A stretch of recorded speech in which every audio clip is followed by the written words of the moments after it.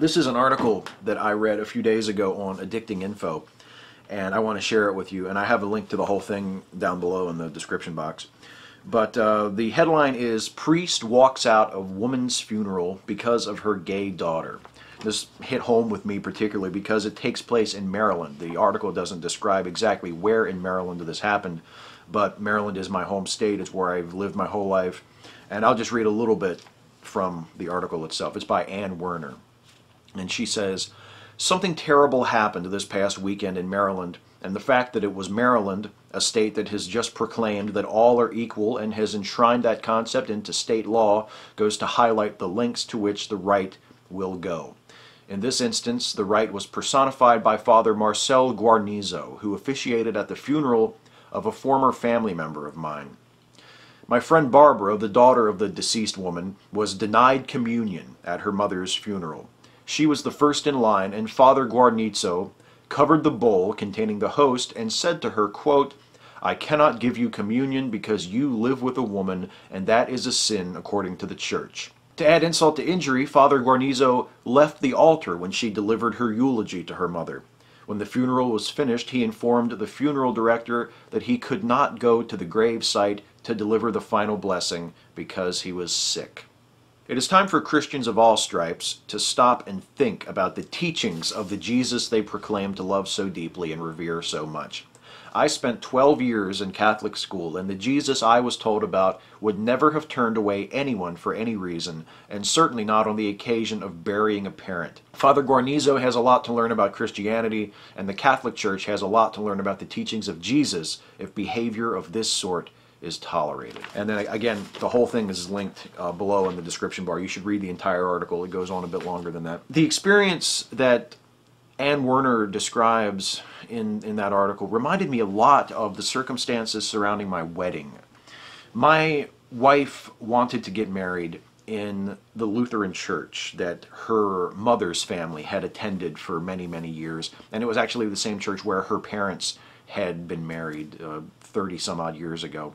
And my wife and I are both atheists. We no longer share the beliefs of the Lutheran Church or any other church, but because that church was a place of happy memories for my wife, because it was something she associated very closely with her family and particularly her mother, she wanted her wedding to be in that church. So my wife-to-be and I went and met with the pastor of this church, Pastor Elaine, everybody calls her, and we asked her if she wouldn't mind performing what amounted to a civil ceremony in the sanctuary of her Lutheran church.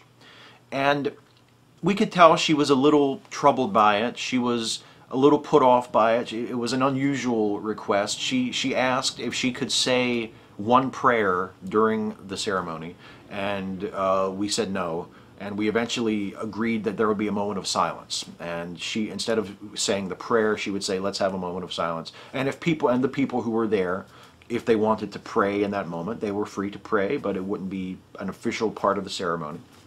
And she agreed, and that's how it went down. And it was a lovely ceremony. It was very, very small, just us and our families, our immediate families. I mean, there were less than 10 people at our wedding. It was great. The whole church was empty except for just the front couple of rows of pews, and the ceremony took maybe 10 minutes, and it was beautiful and quick and short, and it was just great. And we hugged Pastor Elaine afterwards and thanked her, and to this day I still have nothing but gratitude and respect in my heart for her, for the solid that she did us that day, and for the compassion that she showed us. I compare our experience with Pastor Elaine to Father Guarnizo in this story, and there are a few things that I noticed. The woman who's the subject of this article, Barbara, is denied communion at her own mother's funeral, and then not only that, but the priest basically skips town immediately afterwards, doesn't stay for her eulogy, doesn't go to the graveside, and he feels compelled by his faith to do this, to treat this woman in this way. Compare that to Pastor Elaine. Pastor Elaine, I have no idea how she feels about homosexuality. I have no idea whether she supports gay marriage or not. I've never talked to her about that. I don't know, and I'm not speaking for her on that question. But I know she must be troubled by my atheism and my wife's atheism. in a way that is at least similar to how Father Guarnizo is troubled by Barbara's sexual orientation. And yet, Pastor Elaine did not feel that her faith was compelling her to turn us away. She used her belief in Christianity, her faith in Jesus, and her view of Jesus as an example to compel her, despite our disagreements and despite how she felt about our beliefs and our lifestyle, to help us. And I'm just extrapolating here because she and I never really talked about this explicitly, and maybe I'm wrong, but this is the impression I got from Pastor Elaine and how she relates to her faith. She sees it as a force compelling her to do good in spite of herself, to put herself aside and to do those things that the people coming to her for help need her to do. And she decided, in our case, that it was not the place of her or her church to impose any sort of requirement of conscience on us in order for us to derive help from the church. We came to her and asked her for a favor. We asked if she wouldn't mind allowing us to get married in her church, despite the fact that we explicitly rejected the faith of that church.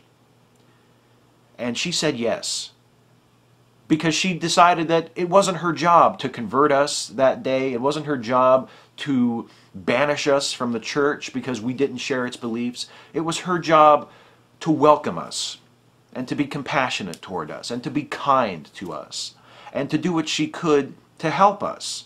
And that's exactly what she did. She used her Christianity, her faith, as a motivation to do good, as a motivation to bring us in and to embrace us.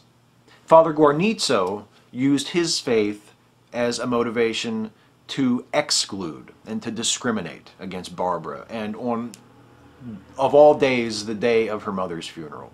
Pastor Elaine's kindness to us at our wedding didn't convince me to renounce my atheism. It didn't convert me into a Christian.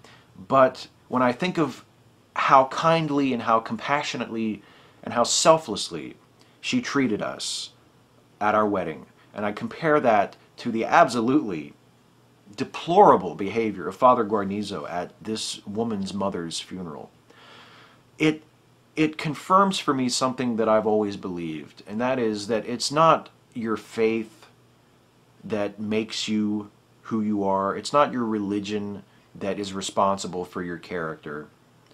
It's not your faith that makes you a good person, and it's not your faith that makes you an asshole.